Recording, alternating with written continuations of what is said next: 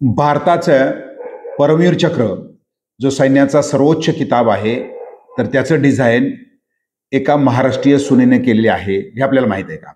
त्याच्यानुसार 1950 पासून या देशामध्ये जे लष्करी जवान आहेत, तर त्यांनी अतिविशिष्ट अशा प्रकारचं सेवा केल्यानंतर जे परमोच्च पुरस्कार त्याला दिला जातो, तर ते आहे परमवीर चक्र. तर हे परमवीर चक्र ज्यावेळेस तयार करण्याची वेळ आली, तर त्यावेळेला मेजर जनरल हिरालाल अटल यांच्याकडे ही जबाबदारी देण्यात आली होती आणि त्याचं डिझाईन करण्याकरता त्यांच्यापुढे नाव आलं सावित्रीबाई खानोलकर.